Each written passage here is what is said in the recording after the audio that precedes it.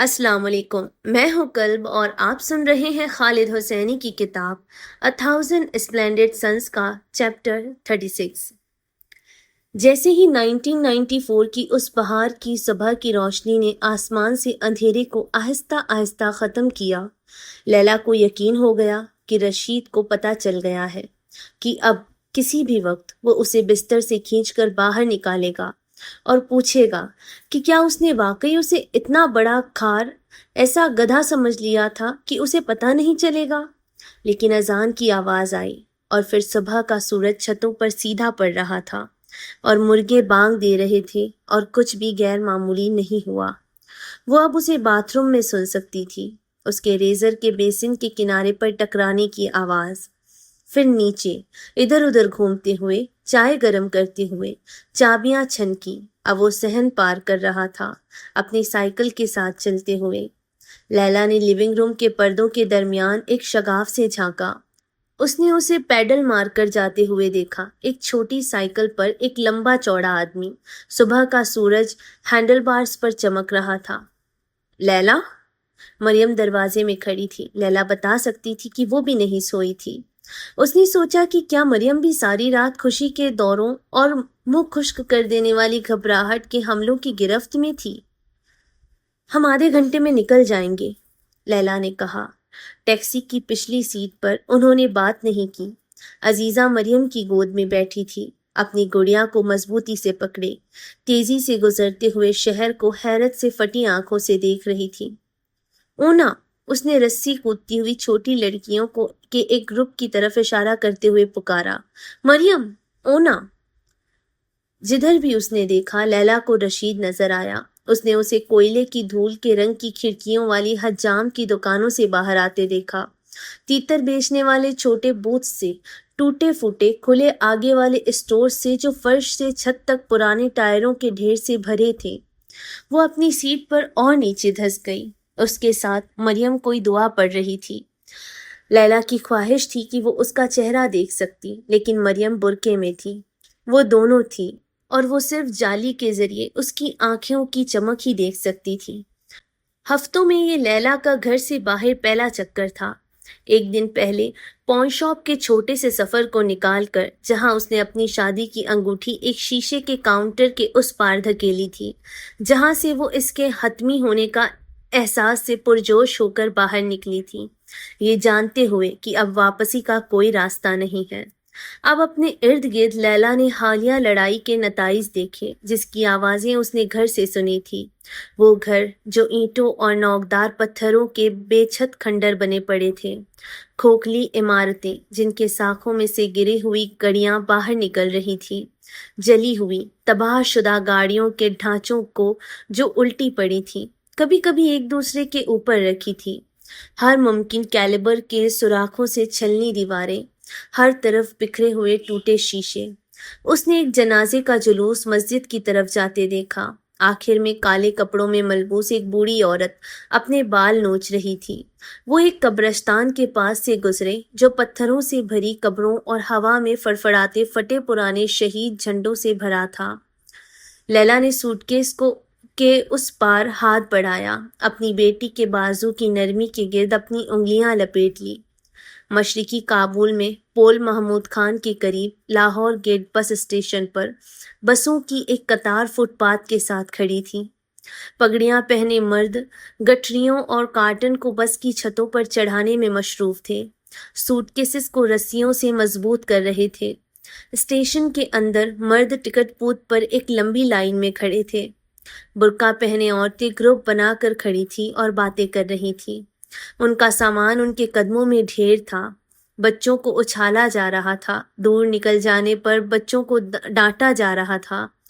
Mujahideen militia man station और footpath पर गश्त कर रहे थे, इधर उधर सख्त अहकामात झाड़ रहे थे।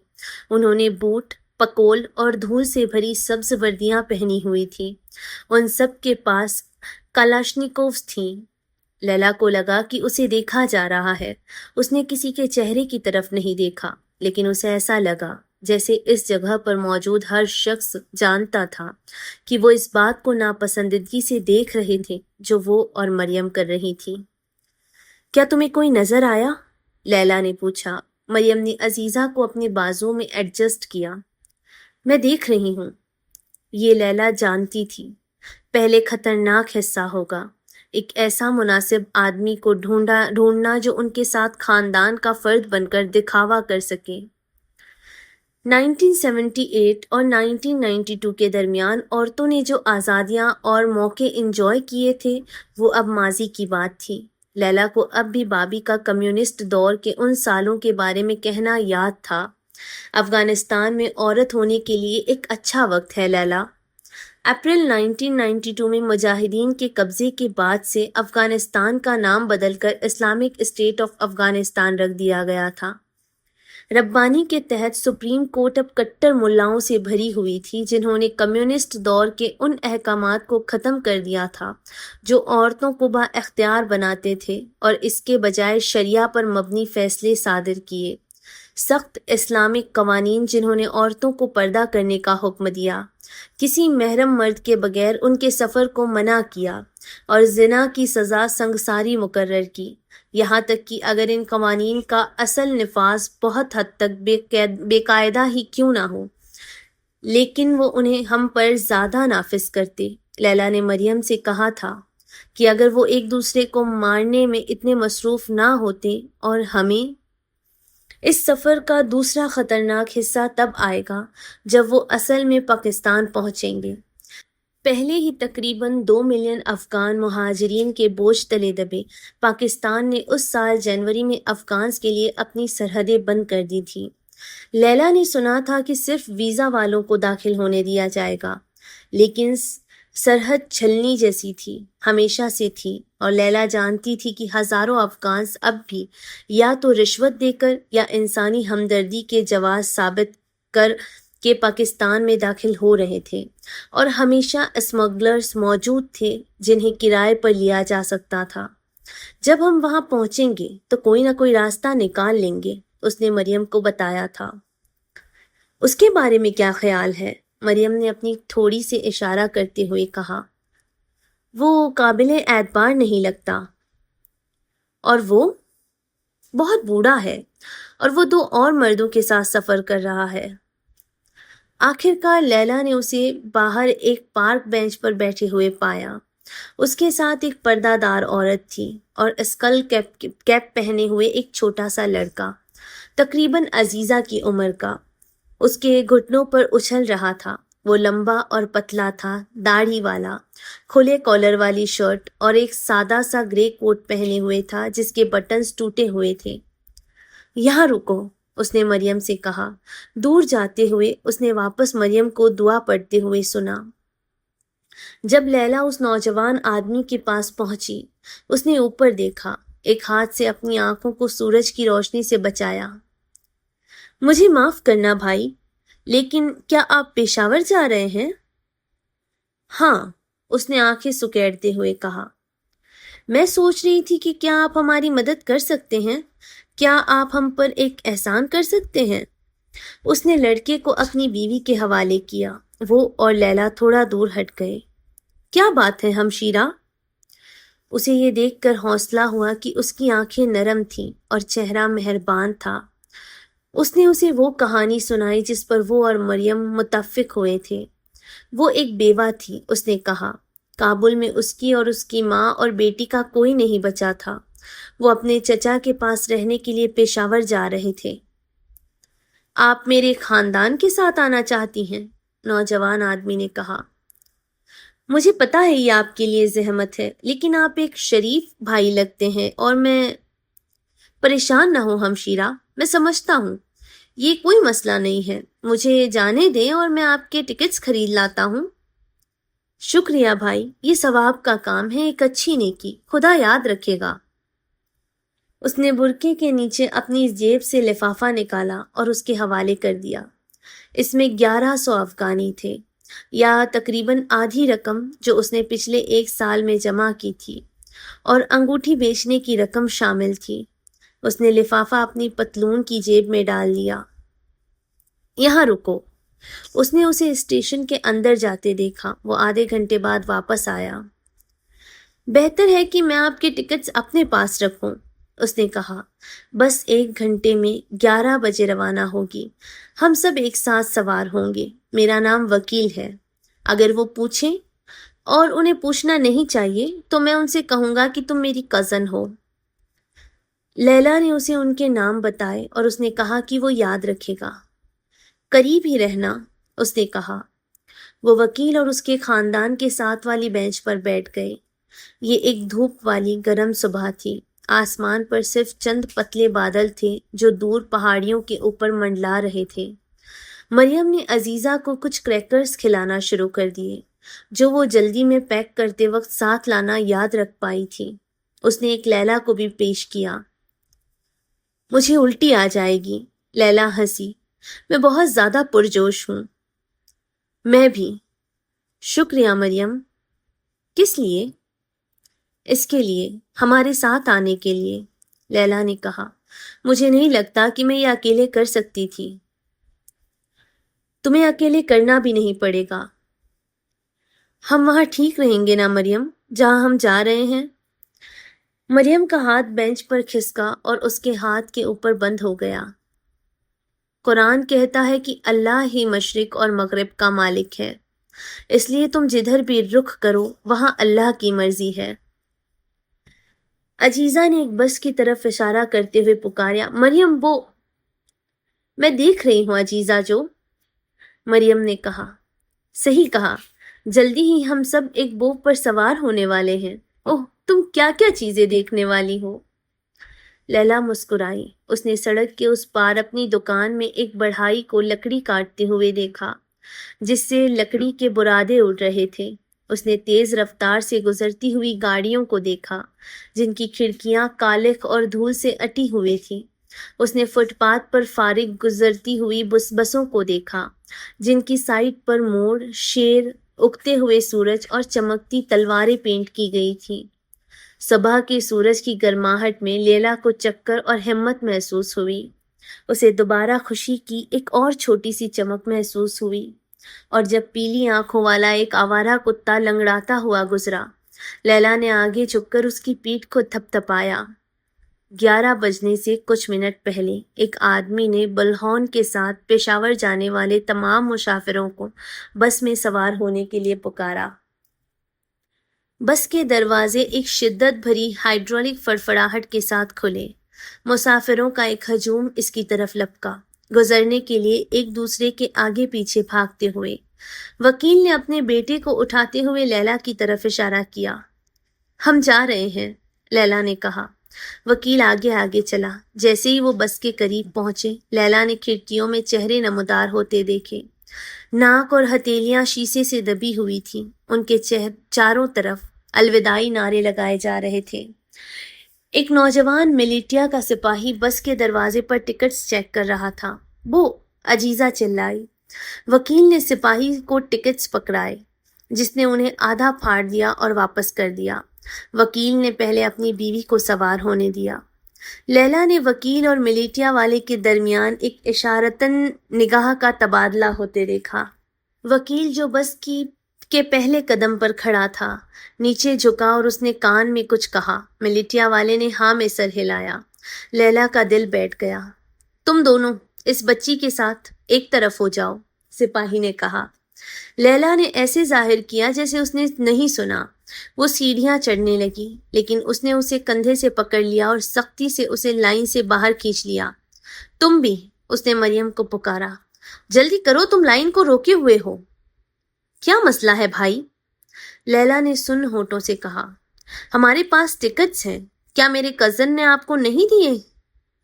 اس نے اپنی انگلی سے کا اشارہ کیا اور دھیمی آواز میں ایک دوسرے گارڈ سے بات کی۔ دوسرے گارڈ نے، جو ایک موٹا سا آدمی تھا جس کے دائیں گال پر نشان تھا، ہاں میں سر ہلایا۔ میرے پیچھے آؤ، اس والے نے لیلا سے کہا۔ ہمیں اس بس میں سوار ہونا ہے، لیلا چلائی، یہ جانتے ہوئے کہ اس کی آواز کانپ رہی ہے۔ ہمارے پاس ٹکٹس ہیں، آپ یہ کیوں کر رہے ہیں؟ تم اس بس پر نہیں چڑھنے والی، بہتر ہے کہ تم یہ بات مان لو۔ تم میرے پیچھے آؤ گی، ورنہ کیا تم چاہتی ہو کہ تمہاری چھوٹی بچی تمہیں گھسیٹتے ہوئے دیکھے؟ جب انہیں ایک ٹرک کی طرف لے جایا جا رہا تھا، لیلا نے اپنے کندھے کے اوپر سے पीछे देखा और बस के पिछले हिस्से में वकील के लड़के को देखा। लड़के ने भी उसे देखा और खुशी से हाथ हिलाया। तोराबाज खान चौराहे पर पुलिस स्टेशन में उन्हें एक दूसरे से अलग एक लंबे पुरहुजूम राहदारी के मुख्तलिफ सिरों पर बिठाया गया। उनके दरमियान एक डेस्क था जिसके पीछे एक आदमी एक के बाद एक सिगरेट पी रहा था और कभी कभार टाइपराइटर पर टक टक कर रहा था। इस तरह 3 घंटे गुजर गए। अजीज़ा लड़खड़ाती हुई लैला से मरियम की तरफ जाती और फिर वापस आती। उसने एक पेपर क्लिप से खेला जो उसे डेस्क वाले आदमी ने दिया था। उसने क्रैकर्स खत्म कर दिए। आखिरकार वो मरियम की गोद में सो गई। तकरीबन 3 बजे लैला को एक इंटरव्यू रूम में ले जाया गया। मरियम को अजीज़ा के साथ राहदारी में इंतज़ार करने के लिए बिठा दिया गया। इंटरव्यू रूम में डेस्क की दूसरी तरफ बैठा आदमी 30 की दिहाई में था और उसने आम शहरी कपड़े पहने थे, काला सूट, टाई और काले लोफर जूते। उसकी सफाई से तराशी हुई दाढ़ी, छोटे बाल थे और उसकी भवें आपस में मिली हुई थी। वो डेस्क पर पेंसिल को उसके इरेजर वाले सिरे से उछालते हुए लैला को घूर रहा था। हमें मालूम है, उसने शुरू किया, अपना गला साफ करते हुए और नरमी से अपने मुंह को मुट्ठी से ढांपते हुए, कि तुमने आज पहले ही एक झूठ बोला है हमशीरा। स्टेशन पर वो नौजवान आदमी तुम्हारा कज़न नहीं था, उसने खुद हमें ये बताया है। सवाल ये है कि क्या तुम आज मजीद झूठ बोलोगी? ज़ाती तौर पर मैं तुम्हें इससे बाज रहने का मशवरा दूंगा। हम मेरे चचा के साथ रहने जा रहे थे, लैला ने कहा। यही सच है। पुलिस वाले ने हाँ में सर हिलाया। राहदारी में जो हमशीरा है वो तुम्हारी माँ है? जी हाँ। उनका हैरती लहजा है, तुम्हारा नहीं है। उनकी परवरिश हैरात में हुई थी। मैं यहाँ काबुल में पैदा हुई थी। यकीनन। और तुम बेवा हो? तुमने कहा था कि तुम हो। मेरी ताज़ियत कबूल करो। और ये चाचा, ये काका कहाँ रहता है? पेशावर में। हाँ, तुमने ये बताया था। उसने अपनी पेंसिल की नोक को चाटा और उसे कागज के एक खाली सफ़े पर टिकाया। लेकिन पेशावर में कहाँ? कौन सा मोहल्ला? बराए मेहरबानी। गली का नाम, सेक्टर नंबर? लैला ने घबराहट के उस बुलबुले को पीछे धकेलने की कोशिश की जो उसके सीने में उठ रहा था। उसने उसे पेशावर में उस अकेली सड़क का नाम बताया जो वो जानती थी। उसने एक बार इसका जिक्र सुना था, उस पार्टी में जो मैमी ने दी थी जब मुजाहिदीन पहली बार काबुल आए थे। जमरुद रोड। उसने शायद इसका जिक्र किया होगा। ओह हाँ, वही सड़क जहाँ पर्ल कॉन्टिनेंटल होटल है, बिल्कुल वही सड़क। हाँ। लैला ने इस मौके का फायदा उठाया और कहा कि उसने बताया था वो, सिवाय इसके कि होटल खैबर रोड पर है। लैला राहदारी में अजीज़ा को रोते हुए सुन सकती थी। मेरी बेटी डरी हुई है, क्या मैं उसे ले आऊं भाई? मुझे ऑफिसर कहलवाना ज़्यादा पसंद है और तुम थोड़ी देर में उसके पास होगी। क्या तुम्हारे पास इस चचा का टेलीफोन नंबर है? मेरे पास है। मेरे पास था। मैं उनके दरमियान बुर्का होने के बावजूद लैला उसकी तेजी से चुभने वाली आंखों से महफूज नहीं थी। मैं इतनी परेशान हूं, ऐसा लगता है कि मैं भूल गई हूं। उसने अपनी नाक से आह भरी। उसने चचा का नाम पूछा, उसकी बीवी का नाम, उसके कितने बच्चे थे, उनके क्या नाम थे, वो कहाँ काम करते थे, वो कितने साल का था। उसके सवालों ने लैला को घबराहट में डाल दिया। उसने अपनी पेंसिल नीचे रखी, अपनी उंगलियां आपस में फंसाई और इस तरह आगे झुका जैसे वालिदैन उस वक्त करते हैं जब वो किसी छोटे बच्चे को कुछ समझाना चाहते हो। तुम समझती हो हमशीरा कि औरत का भाग जाना एक जुर्म है। हम ये बहुत देखते हैं। अकेली सफ़र करती औरतें दावा करती हैं कि उनके शौहर मर गए हैं। कभी कभी वो सच बोल रही होती हैं, ज़्यादातर नहीं। भाग जाने के जुर्म में तुम्हें कैद किया जा सकता है। मुझे लगता है तुम ये समझती हो, है ना? हमें जाने दे ऑफिसर। उसने उसके लपेल टैग पर नाम पढ़ा। ऑफिसर रहमान, अपने नाम के मतलब की लाज रखें और रहम करें। आपको 2 आम औरतों को छोड़ देने से क्या फर्क पड़ता है? हमें رہا کرنے میں کیا نقصان ہے؟ ہم مجرم نہیں ہیں۔ میں نہیں کر سکتا۔ میں آپ سے منت کرتی ہوں، برائے مہربانی۔ ہمشیرہ، یہ قانون کا مسئلہ ہے۔ رحمان نے اپنی آواز میں ایک سنجیدہ خود نمائی والا لہجہ ڈالتے ہوئے کہا، یہ میری ذمہ داری ہے، سمجھی، کہ میں قانون کی عملداری قائم رکھوں۔ اپنی پریشانی کی حالت کے باوجود لیلا تقریباً ہنس پڑی۔ وہ حیران تھی کہ اس نے یہ لفظ اس سب کے باوجود استعمال کیا جو مجاہدین کے دھڑوں نے کیا تھا: قتل، لوٹ مار، زیادتیاں، تشدد، پھانسیاں، بم دھماکے، ہزاروں راکٹس جو انہوں نے ایک دوسرے پر داغے تھے، ان سب بے گناہ لوگوں سے بے پرواہ ہو کر جو اس گولہ باری میں مارے جائیں گے۔ قانون کی عملداری، لیکن اس نے اپنی زبان دانتوں تلے دبا لی۔ اگر آپ نے ہمیں واپس بھیج دیا، اس نے اس کے بجائے آہستہ سے کہا، کوئی نہیں کہہ سکتا کہ وہ ہمارے ساتھ کیا کرے گا۔ وہ دیکھ سکتی تھی کہ اسے اپنی آنکھیں چرانے سے روکنے کے لیے کتنی مشکل کرنی پڑی۔ ایک مرد اپنے گھر میں کیا کرتا ہے یہ اس کا مسئلہ ہے۔ تو پھر قانون کا کیا آفیسر رحمان؟ غصے کے آنسوؤں نے اس کی آنکھوں میں چبھن پیدا کی۔ کیا آپ قانون قائم رکھنے کے لیے وہاں ہوں گے؟ پالیسی کے تحت ہم نجی خاندانی معاملات میں مداخلت نہیں کرتے ہمشیرہ۔ یقیناً آپ نہیں کرتے، جب اس سے مرد کو فائدہ ہوتا ہے۔ اور کیا یہ نجی خاندانی معاملہ نہیں ہے جیسا کہ آپ کہتے ہیں؟ کیا یہ نہیں ہے؟ اس نے اپنی ڈیسک سے خود کو پیچھے دھکیلا اور کھڑا ہو گیا، اپنی جیکٹ ٹھیک کی۔ میرا خیال ہے یہ انٹرویو ختم ہو گیا ہے۔ مجھے کہنا پڑے گا ہمشیرہ کہ تم نے اپنے حق میں بہت کمزور دلیل پیش کی ہے، واقعی بہت کمزور۔ اب اگر تم باہر انتظار کرو تو میں تمہاری جو بھی وہ ہے اس سے کچھ بات کروں گا۔ لیلا نے احتجاج شروع کیا، پھر چلانے لگی اور اسے لیلا کو اپنے دفتر سے باہر گھسٹوانے کے لیے 2 اور آدمیوں کی مدد بلانی پڑی۔ مریم کا انٹرویو صرف کچھ منٹ رہا۔ جب وہ باہر آئی تو وہ ہلی ہوئی لگ رہی تھی۔ اس نے بہت سارے سوال پوچھے، اس نے کہا۔ مجھے معاف کر دو لیلا جو، میں تمہاری طرح ہوشیار نہیں ہوں۔ اس نے اتنے سارے سوال پوچھے، مجھے جواب نہیں معلوم تھے، مجھے معاف کر دو۔ یہ تمہارا قصور نہیں ہے مریم، لیلا نے کمزوری سے کہا۔ میرا ہے، یہ سب میرا قصور ہے، ہر چیز میرا قصور ہے۔ 6 بج کر گزر چکے تھے جب پولیس کی گاڑی گھر کے سامنے رکی۔ لیلا اور مریم کو پچھلی سیٹ پر انتظار کروایا گیا، جبکہ پیسنجر سیٹ پر ایک مجاہد سپاہی نگرانی کر رہا تھا۔ ڈرائیور وہ تھا جو گاڑی سے باہر نکلا، جس نے دروازے پر دستک دی، جس نے رشید سے بات کی، وہی تھا جس نے انہیں آنے کا اشارہ کیا۔ گھر آنا مبارک ہو، آگے والی سیٹ پر بیٹھے آدمی نے سگریٹ جلاتے ہوئے کہا۔ اس نے مریم سے کہا، تم یہاں رکو۔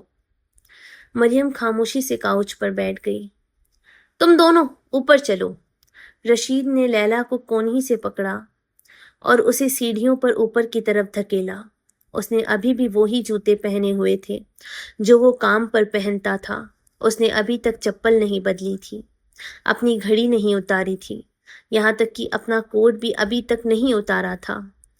لیلا نے تصور کیا کہ وہ 1 گھنٹہ یا شاید کچھ منٹ پہلے کیسا رہا ہوگا، ایک کمرے سے دوسرے کمرے کی طرف بھاگتے ہوئے، دروازے زور سے بند کرتے ہوئے، غصے اور ناقابل یقین حالت میں، زیر لب گالیاں بکتے ہوئے۔ سیڑھیوں کے اوپر پہنچ کر لیلا اس کی طرف گھومی۔ وہ یہ نہیں کرنا چاہتی تھی، اس نے کہا، میں نے اس سے یہ کروایا ہے، وہ نہیں جانا چاہتی تھی۔ لیلا نے مکہ آتے ہوئے نہیں دیکھا۔ ایک لمحے وہ بات کر رہی تھی اور اگلے ہی لمحے وہ اپنے ہاتھوں اور گھٹنوں کے بل گری ہوئی تھی۔ اس کی آنکھیں پھٹی ہوئی تھی اور چہرہ لال تھا اور وہ سانس لینے کی کوشش کر رہی تھی۔ ایسا تھا جیسے ایک گاڑی نے اسے پوری رفتار سے ٹکر ماری ہو۔ سینے کی ہڈی کے نچلے سرے اور ناف کے درمیان والی نرم جگہ پر اسے احساس ہوا کہ اس کے ہاتھوں سے عزیزہ گر گئی ہے اور عزیزہ چیخ رہی تھی۔ اس نے دوبارہ سانس لینے کی کوشش کی، اور صرف ایک بھاری دم گھٹنے والی آواز نکل سکی۔ اس کے منہ سے رال لٹک رہی تھی، پھر اسے بالوں سے گھسیٹا جا رہا تھا۔ اس نے عزیزہ کو اٹھتے دیکھا، اس کے سینڈلز پھسلتے دیکھے، اس کے چھوٹے پاؤں ہوا میں چلتے دیکھے۔ لیلا کے سر سے بال نوچے گئے تھے اور اس کی آنکھوں سے درد کے مارے آنسو بہنے لگے۔ اس نے اس کے پاؤں کی ٹھوکر سے مریم کے کمرے کا دروازہ کھلتے دیکھا، عزیزہ کو بستر پر پھینکتے دیکھا۔ اس نے لیلا کے بال چھوڑ دیے اور اسے اپنے بائیں چٹھڑ پر اس کے جوتے کی ٹھوکر محسوس ہوئی۔ جب اس نے زور سے دروازہ بند کیا تو وہ درد سے چیخ اٹھی، تالے میں چابی گھومی۔ عزیزہ ابھی بھی چیخ رہی تھی۔ لیلا فرش پر سکڑی ہوئی پڑی تھی، ہانپ رہی تھی۔ اس نے اپنے ہاتھوں کے بل خود کو اوپر اٹھایا اور وہاں تک رینگتی ہوئی گئی جہاں عزیزہ بستر پر تھی۔ اس نے اپنی بیٹی کی طرف ہاتھ بڑھائے۔ نیچے مار پیٹ شروع ہو گئی۔ لیلا کے لیے جو آوازیں اس نے سنی وہ ایک طریقے سے ہونے والی جانی پہچانی کارروائی کی تھی۔ وہاں کوئی گالی نہیں تھی، کوئی چیخ نہیں تھی، کوئی منت نہیں تھی، کوئی حیرانی کی آہ نہیں تھی، صرف مارنے اور پیٹنے جانے کا ایک باقاعدہ کام تھا۔ تھپ تھپ کسی ٹھوس چیز کے بار بار گوشت پر لگنے کی آواز، کسی چیز کا، کسی شخص کا زور سے دیوار سے ٹکرانے کی آواز، کپڑے کے پھٹنے کی آواز، کبھی کبھی لیلا کو بھاگتے ہوئے قدموں کی آواز آتی، ایک بنا لفظوں کے پیچھا کرنا، فرنیچر کا پلٹنا، شیشے کا ٹوٹنا اور پھر دوبارہ تھپ تھپ کی آواز۔ لیلا نے عزیزہ کو اپنے بازوؤں میں لے لیا۔ اس کے لباس کے اگلے حصے پر گرماہٹ پھیل گئی جب عزیزہ کا پیشاب نکل گیا۔ نیچے بھاگنا اور پیچھا کرنا بالآخر رک گیا۔ اب ایسی آواز آ رہی تھی جیسے لکڑی کا کوئی ڈنڈا بار بار کسی گوشت کے ٹکڑے پر لگ رہا ہو۔ لیلا عزیزہ کو جھلاتی رہی جب تک کہ آوازیں بند نہیں ہو گئی، اور جب اس نے جالی والے دروازے کو چرچراہٹ کے ساتھ کھلتے اور زور سے بند ہوتے سنا، اس نے عزیزہ کو زمین پر رکھا اور کھڑکی سے باہر جھانکا۔ اس نے رشید کو مریم کی گردن کے پچھلے حصے سے پکڑ کر صحن کے اس پار لے جاتے ہوئے دیکھا۔ مریم ننگے پاؤں تھی اور دوہری ہو رہی تھی۔ اس کے ہاتھوں پر خون تھا، مریم کے چہرے، اس کے بالوں، اس کی گردن اور پیٹھ پر خون تھا۔ اس کی قمیض سامنے سے پھٹی ہوئی تھی۔ مجھے بہت افسوس ہے مریم، لیلا شیشے پر چیخی۔ اس نے اسے مریم کو ٹول شیڈ میں دھکیلتے دیکھا۔ وہ اندر گیا، ایک ہتھوڑا اور لکڑی کے کئی لمبے تختے لے کر باہر آیا۔ اس نے شیڈ کے ڈبل دروازے بند کیے، اپنی جیب سے چابی نکالی اور تالا لگایا۔ اس نے دروازوں کو چیک کیا، پھر شیڈ کے پیچھے کی طرف گیا اور ایک سیڑھی لایا۔ کچھ ہی منٹ بعد اس کا چہرہ لیلا کی کھڑکی میں تھا۔ اس کے منہ کے کونے میں کیلیں دبی ہوئی تھی، اس کے بال بکھرے ہوئے تھے، اس کی بھووں پر خون کا نشان تھا۔ اسے دیکھ کر عزیزہ چیخی اور اس نے اپنا چہرہ لیلا کی بغل میں چھپا لیا۔ رشید نے کھڑکی پر لکڑی کے تختوں پر کیلیں ٹھوکنا شروع کر دی۔ اندھیرا مکمل تھا، ناقابل عبور اور مسلسل، کسی تہ یا بناوٹ کے بغیر۔ رشید نے تختوں کے درمیان والی دراروں کو کسی چیز سے بھر دیا تھا۔ دروازے کے نچلے حصے پر کوئی بڑی اور نہ ہلنے والی چیز رکھ دی تھی تاکہ اس کے نیچے سے کوئی روشنی نہ آئے۔ کی ہول میں کوئی چیز ٹھونس دی گئی تھی۔ لیلا کے لیے اپنی آنکھوں سے وقت کے گزرنے کا اندازہ لگانا ناممکن تھا، اس لیے اس نے یہ اپنے ٹھیک کان کے ساتھ کیے۔ اذان اور بانگ دیتے مرغے صبح کا اشارہ تھے۔ نیچے کچن میں برتنوں کی جھنکار، ریڈیو بجنے کی آواز شام کا مطلب تھی۔ پہلے دن انہوں نے اندھیرے میں ایک دوسرے کو ٹٹولا اور تلاش کیا۔ لیلا عزیزہ کو دیکھ نہیں سکتی تھی جب وہ روتی تھی، جب وہ رینگتی تھی۔ عزیزہ نے میاؤں میاؤں کی آواز میں ایشی کہا۔ جلد لیلا نے اپنی بیٹی کو چوما، پیشانی کا نشانہ لگایا، پر اس کے بجائے اس کے سر کے اوپری حصے کو پایا۔ ہمیں جلد دودھ مل جائے گا، تم بس صبر کرو۔ میمی کے لیے ایک اچھی صبر کرنے والی چھوٹی بچی بنو اور میں تمہیں تھوڑا ایشی لا کر دوں گی۔ لیلا نے اسے کچھ گانے سنائے۔ دوسری دفعہ اذان آئی اور ابھی بھی رشید نے انہیں کھانا نہیں دیا تھا، اور اس سے بھی بری بات، پانی نہیں دیا تھا۔ اس دن ان پر ایک موٹی دم گھونٹنے والی گرمی اتر آئی۔ کمرہ ایک پریشر کوکر میں بدل گیا۔ لیلا نے اپنی خشک زبان اپنے ہونٹوں پر پھیری، باہر والے کنویں کا سوچتے ہوئے جس کا پانی ٹھنڈا اور تازہ تھا۔ عزیزہ روتی رہی اور لیلا نے گھبراہٹ کے ساتھ دیکھا کہ جب اس نے اس کے گال صاف کیے تو اس کے ہاتھ خشک ہی رہے۔ اس نے عزیزہ کے کپڑے اتار دیے، اسے جھلنے کے لیے کوئی چیز ڈھونڈنے کی کوشش کی اور جب کچھ نہ ملا تو اس پر پھونکے مارنے لگی جب تک کہ اس کا اپنا سر نہ گھومنے لگا۔ جلد ہی عزیزہ نے ادھر ادھر رینگنا بند کر دیا۔ وہ بار بار نیند میں جانے اور باہر آنے لگی۔ اس دن کئی بار لیلا نے اپنے مکے دیواروں پر مارے، مدد کے لیے چیخنے میں اپنی طاقت ضائع کی، اس امید پر کہ کوئی پڑوسی سن لے، لیکن کوئی نہیں آیا اور اس کی چیخوں نے صرف عزیزہ کو ڈرایا، جو دوبارہ رونے لگی، ایک کمزور اور پھٹی ہوئی آواز میں۔ لیلا پھسل کر زمین پر گر گئی۔ اس نے شرمندگی کے ساتھ مریم کے بارے میں سوچا، جو پٹی ہوئی اور خون میں لت پت اس گرمی میں ٹور شیڈ میں قید تھی۔ کسی وقت لیلا کو نیند آ گئی، اس کا جسم گرمی میں تپ رہا تھا۔ اس نے ایک خواب دیکھا کہ وہ اور عزیزہ طارق سے مل گئے۔ وہ ان سے ایک پرہجوم سڑک کے اس پار تھا، ایک درزی کی دکان کے چھجے کے نیچے۔ وہ اکڑو بیٹھا تھا اور انجیر کے ایک ٹکڑے سے چکھ رہا تھا۔ وہ تمہارا باپ ہے، لیلا نے کہا۔ وہ آدمی وہاں، کیا تم اسے دیکھ رہی ہو؟ وہ تمہارا اصلی بابا ہے۔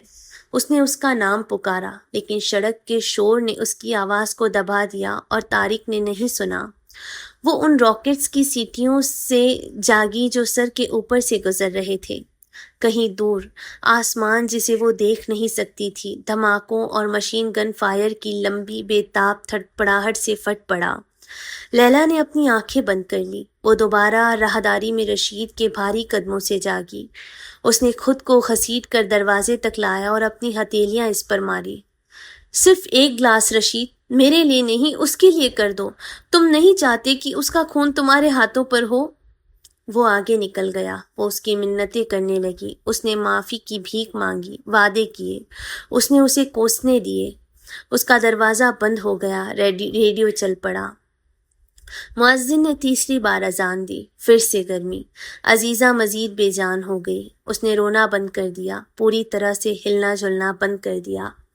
لیلا نے اپنا کان عزیزہ کے منہ کے اوپر رکھا، ہر بار اس ڈر کے ساتھ کہ وہ سانس کی ہلکی سی آواز نہیں سن پائے گی۔ خود کو اٹھانے کی اس معمولی سے کام نے بھی اس کا سر گھما دیا۔ وہ سو گئی، ایسے خواب دیکھے جو اسے یاد نہیں تھے۔ جب وہ جاگی، اس نے عزیزہ کو چیک کیا، اس کے ہونٹوں پر خشک دراروں کو محسوس کیا، اس کی گردن پر ہلکی نبض محسوس کی اور پھر لیٹ گئی۔ وہ یہاں مر جائیں گے، لیلا کو اب اس بات کا یقین تھا، لیکن جس چیز سے وہ واقعی ڈرتی تھی وہ یہ تھا کہ وہ عزیزہ کے بعد زندہ بچے گی، جو کمسن اور نازک تھی۔ عزیزہ مزید کتنا برداشت کر سکتی تھی؟ عزیزہ اس گرمی میں مر جائے گی اور لیلا کو اس کے اکڑتے ہوئے چھوٹے سے جسم کے ساتھ لیٹنا پڑے گا اور اپنی موت کا انتظار کرنا پڑے گا۔ وہ پھر سو گئی، جاگی، سو گئی۔ خواب اور بیداری کے درمیان کی لکیر دھندلی ہو گئی۔ یہ مرغی یا اذان نہیں تھی جس نے اسے دوبارہ جگایا، بلکہ کسی بھاری چیز کے گھسیٹنے کی آواز تھی۔ اس نے کھڑکھڑاہٹ سنی۔ اچانک کمرہ روشنی سے بھر گیا۔ اس کی آنکھیں احتجاج میں چیخ اٹھی۔ لیلا نے اپنا سر اٹھایا، تکلیف سے منہ بنایا اور اپنی آنکھوں کو ڈھانپا۔ اپنی انگلیوں کے درمیان کی دراروں سے اس نے روشنی کے ایک مشتعل میں کھڑا ایک بڑا سا دھندلا سا سایہ دیکھا۔ سایہ ہلا، اب ایک شکل اس کے پاس جھکی ہوئی تھی، اس پر منڈلا رہی تھی اور اس کے کان کے پاس ایک آواز آئی، تم دوبارہ یہ کوشش کرنا اور میں تمہیں ڈھونڈ لوں گا۔ میں پیغمبر کے نام کی قسم کھاتا ہوں کہ میں تمہیں ڈھونڈ نکالوں گا، اور جب میں ایسا کر لوں گا تو اس منحوس ملک میں ایسی کوئی عدالت نہیں ہے جو مجھے اس کے لیے جواب دہ ٹھہرائے جو میں کروں گا، پہلے مریم کے ساتھ، پھر اس کے ساتھ اور آخر میں تمہارے ساتھ۔ میں تمہیں یہ سب دکھاؤں گا۔ تم سمجھتی ہو میری بات؟ میں تمہیں سب دیکھنے پر مجبور کروں گا۔ اور اس کے ساتھ وہ کمرے سے نکل گیا، لیکن جانے سے پہلے اس نے اس کی پسلی میں ایسی ٹھوکر ماری جس کی وجہ سے لیلا کو کئی دنوں تک پیشاب میں خون آتا رہے گا۔ آج کے لیے بس اتنا ہی۔ کہانی کے اگلے حصے کو سننے کے لیے چینل کو سبسکرائب ضرور کریں اور لائک اور کامنٹ کریں۔